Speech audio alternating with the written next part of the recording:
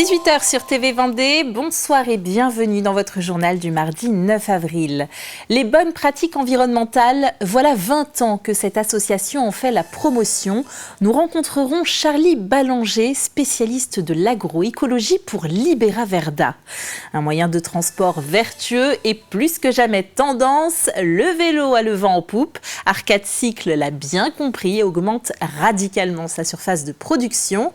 Enfin, nous découvrirons un atelier fanzine, un magazine papier qui laisse libre cours à la créativité.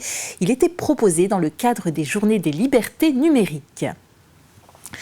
Deux nouvelles reconnaissances d'état de catastrophe naturelle sont annoncées par la préfecture. La commune de la Barre-de-Mont au titre d'inondation par choc mécanique des vagues pour la période allant du 28 au 30 octobre 2023 et la commune de Maillé pour les inondations et coulées de boue du 10 au 17 novembre 2023.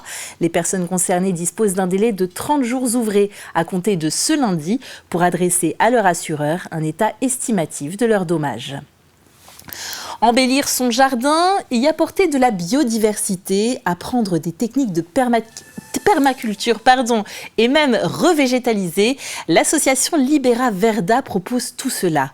Depuis près de 20 ans, elle accompagne une douzaine de particuliers chaque année et les sensibilise aux bonnes pratiques environnementales. Exemple à Saint-Florent-des-Bois. On laisse comme ça, est-ce qu'on en entretient une partie, est-ce qu'on remet tout, on repart sur une base neuve, tu vois, Après, moi, je suis plutôt partisan de faire par secteur. Alan a acheté ce terrain il y a 18 mois. Il aimerait le travailler au mieux afin d'y favoriser la biodiversité. Pour ça, il a fait appel à Charlie Ballanger, spécialiste de l'environnement et de l'agroécologie, qui est venu faire un diagnostic de terrain. La première chose que je regarde quand j'arrive, c'est les arbres. Je regarde la hauteur, les essences, et tout de suite, j'ai un indicateur. Et après, je fais comme un focus, en fait. Je regarde autour, puis après, je me rapproche. Je regarde le cortège floristique au niveau du sol. Et puis après, on regarde dans le sol. Fort de toutes ces informations, Charlie va pouvoir conseiller, faire des propositions afin d'améliorer la vie sur la parcelle, et ce, quelle que soit sa taille. Ah ouais, ça va de petits jardins en ville à des espaces comme ça de 4 hectares. Hein. Quelle que soit la taille, on sait adapter ce qu'on peut y mettre. Et avec le changement climatique, Charlie est bien obligé d'adapter les essences qu'il propose de planter. Aujourd'hui, mandariniers ou goyaviers font leur apparition dans nos jardins. J'ai clairement opéré un virage par rapport au climat en fait. On mixe les deux, les essences d'ici et les essences de demain. Donc celle plus au sud. C'est indéniable, ça se fait partout dans le monde agricole. Il faut qu'on s'adapte, de toute façon on n'a pas le choix. Soit on choisit l'écologie, soit on la subit, mais on la vivra. Donc moi je suis partisan de la choisir. Avec son association Libera Verda, Charlie forme particuliers, entreprises ou collectivités aux bonnes pratiques environnementales et à une gestion raisonnée des ressources naturelles. Taille douce, aménagement de parterres ou même de forêts comestibles, l'association d'éducation à l'environnement accompagne tout type de projet, du plus petit au plus grand, tant qu'il est respectueux de l'environnement. Et dans l'actualité, 2 établissements de La Roche-sur-Yon ont été évacués hier soir menacés d'attentats. Il s'agit des lycées des Établières et de Notre-Dame-du-Roc. Dans les 2 cas, l'alerte provient d'un mail reçu à 18h11 ce lundi.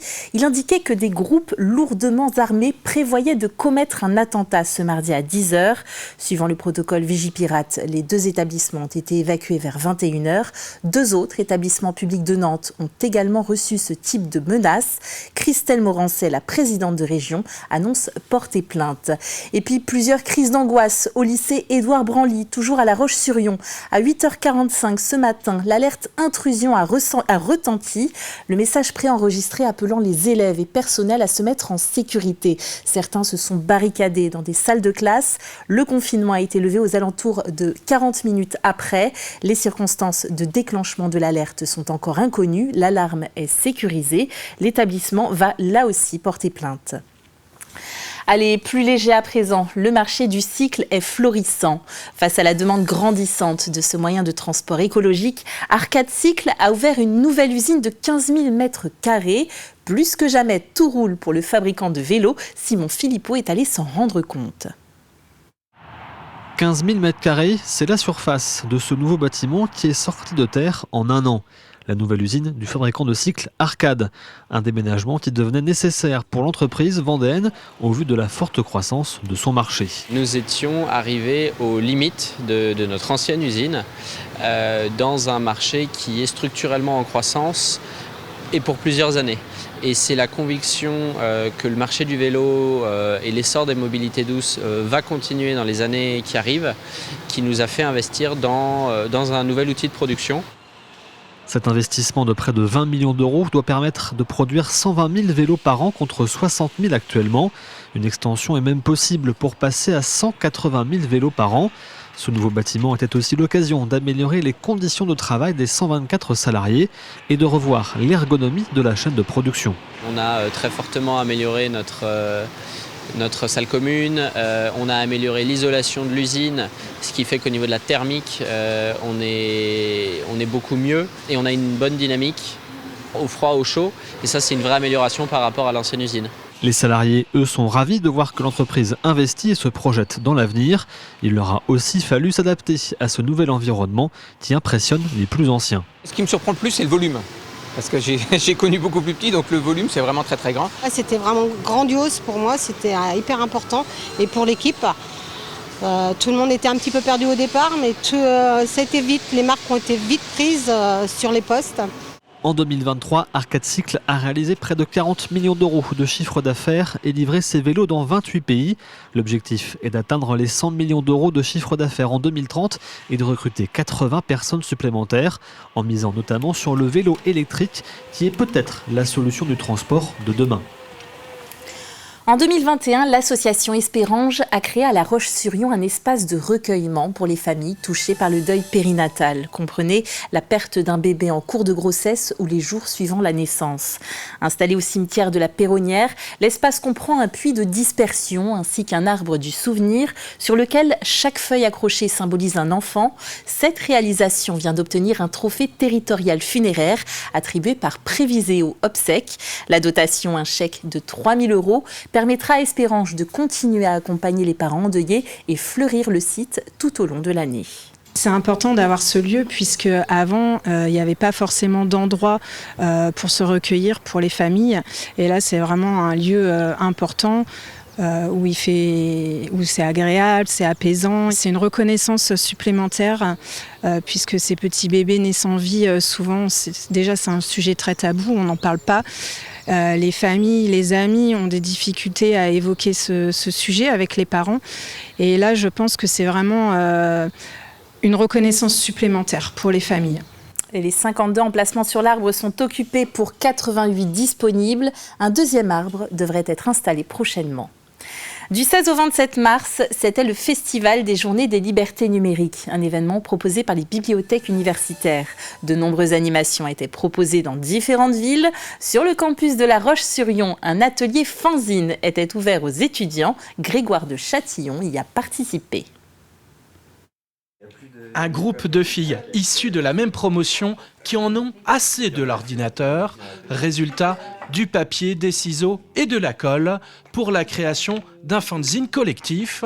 Une sorte de contre-pied pour ce festival des Journées des Libertés Numériques. C'est leur liberté de création comme celui de leur thématique consacrée à la femme. Chacune se charge alors pendant 3 heures de créer une page du fanzine. Le saviez-vous, fanzine est une contraction de l'expression anglaise Fanatic Magazine. Ça a été créé dans les années 1930 en fait par des fans de science-fiction qui s'écrivaient des lettres, qui s'échangeaient des lettres sur la science-fiction et ça a été popularisé dans les années 80 par le milieu punk et féministe. Des étudiantes qui auraient alors peut-être gardé cet esprit punk et féministe. Je voulais mettre vraiment des mots impactants qu'on pouvait avoir, qu'on pouvait mettre autour des femmes, comme désespoir, femme menacée, lutte aussi, des mots qu'on peut retrouver autour des femmes et mettre aussi la femme en valeur dans plusieurs situations. Ma page, c'est un peu plus pour montrer aux femmes qu'il faut qu'elles soient fières. Et donc j'ai voulu en mettre beaucoup de femmes différentes, de différentes ethnies, etc. Je voulais parler un peu des complexes des femmes, donc j'ai mis une image sur la cellulite. J'ai mis un article qui parle de grossophobie aussi. C'était vraiment mon envie de parler de complexe des femmes. Le fanzine, souvent appelé zine, est un espace de liberté, de création pour ces étudiantes en bachelor universitaire de technologie, information et communication de La Roche-sur-Yon. Des étudiantes qui se destinent à travailler plus tard dans l'édition, le cinéma, l'événementiel ou le design.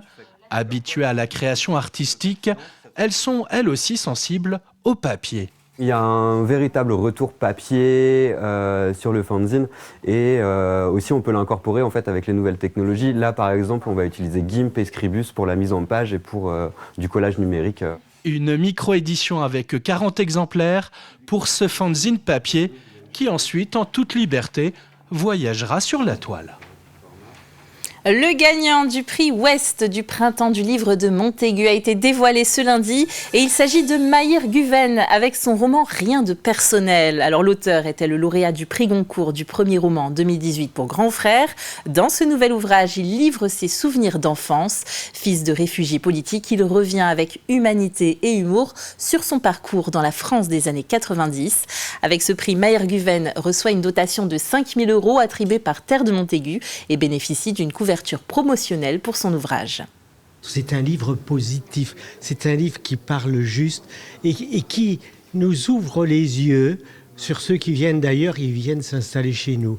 Il ne fait pas d'angélisme, Mahir Guven. Il dit ses difficultés, quelquefois à l'école, à cause de la couleur de sa peau. Il a reçu le prix Goncourt du premier roman, lors de son premier roman, justement.